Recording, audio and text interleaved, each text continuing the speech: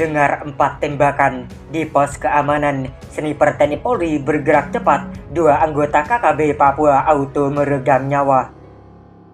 KKB Papua acap kali menebar teror baik kepada warga sipil maupun aparat TNI Polri. Terbaru, KKB Papua di Kabupaten Duga melakukan penembakan brutal kepada 12 warga sipil.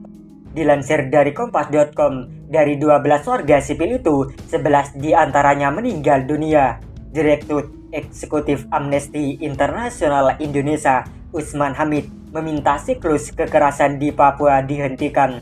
Usai peristiwa pembunuhan terhadap 11 warga sipil di Kabupaten Duga pada Sabtu, sudah saatnya negara menghentikan siklus kekerasan di Papua, kata Usman dalam keterangan pers.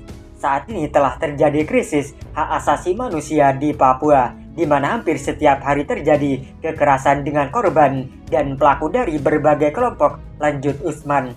Sementara itu, dilansir dari tribunpalu.com, insiden baku tembak antara KKB Papua dan TNI Polri menjadi sorotan. Hari itu, cuaca agak berkabut. Pos keamanan yang ditempati TNI Polri juga masih dibaluti kabut tipis. Rasa dingin seakan menembus sampai ke sumsum. Apalagi cahaya sang surya belum juga muncul di ufuk timur. Dalam situasi yang masih pagi, tiba-tiba terdengar 4 kali tembakan dari bagian depan pos keamanan. Bunyi tembakan itu tampaknya berasal dari radius sekitar 150 meter dari markas mini TNI Polri tersebut. Tanpa rasa ragu, prajurit TNI Polri berjaga di pos keamanan langsung mengambil senjata. Apalagi bisa dipastikan kalau tembakan itu berasal dari KKB Papua. Detik-detik berikutnya adalah senjata api yang sudah di tangan langsung dibidik ke arah sumber datangnya suara. Dibantu dengan teropong yang dimiliki TNI Polri, proses pengintaian pun mulai dilakukan. Awalnya agak sulit menemukan posisi para oknum yang menembak tersebut, sebab bagian depan pos keamanan terbentang hutan yang cukup lebat. Terlihat pula sebuah bekas bangunan yang beberapa waktu sebelumnya sempat diobok-obok oleh prajurit TNI Polri. Tembok itu memang pas sebagai tameng bila ada serangan. Kondisi pun terbilang cukup baik apabila digunakan untuk berlindung. Oleh karena itu, ketika pos keamanan TNI Polri diberondong dari arah depan, sudah dipastikan kalau lokasi dari bekas bangunan tersebut. Makanya, saat itu juga prajurit TNI Polri langsung mengamati tempat tersebut secara seksama. Mula-mula tak ada yang terlihat dari balik teropong, namun beberapa saat kemudian secara samar-samar ada gerakan yang sangat cepat dari balik tembok tersebut. Gerakan itu diduga bagian dari batok kepala anggota KKB Papua, sebab selain muncul di bagian atas tembok bangunan, batok kepala juga bergerak ke arah kiri dan kanan.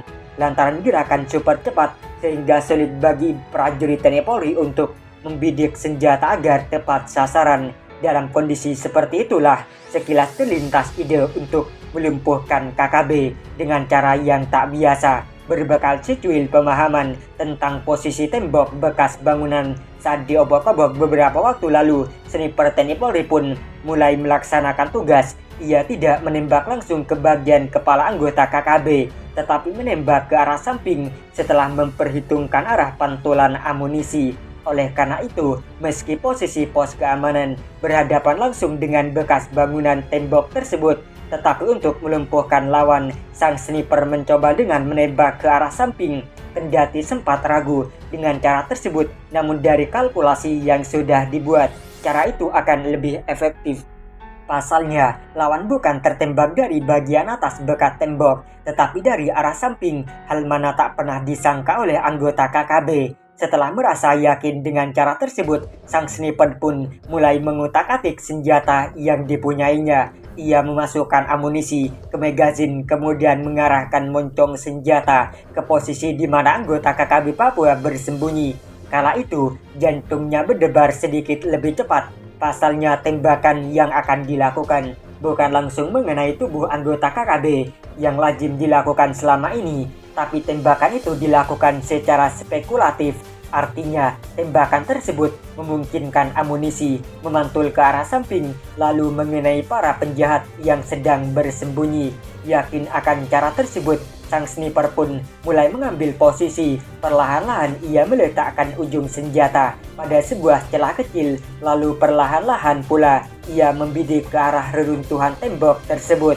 Hanya dengan sekali menyentuh pelatuk, beberapa buah peluru langsung melesak menuju sasaran, dan bidikan tersebut ternyata membuahkan hasil. Sesaat kemudian, samar-samar terdengar suara orang yang merintih kesakitan. Suara itu bak sapi mendengus, menahan sakit. Mendengar suara dengusan itu, sang sniper TNI Polri pun hanya diam. Ia tak banyak bicara, hanya saja perlahan-lahan ia mengambil senjata kemudian berjalan menuju tempat yang semula digunakan untuk istirahat. Beberapa waktu kemudian, terbetik kabar bahwa 2 anggota KKB Papua telah meregang nyawa di balik bekas tembok penampung air tersebut. Bak penampung inilah yang menjadi saksi bisu aksi KKB yang diladeni sniper TNI Polri.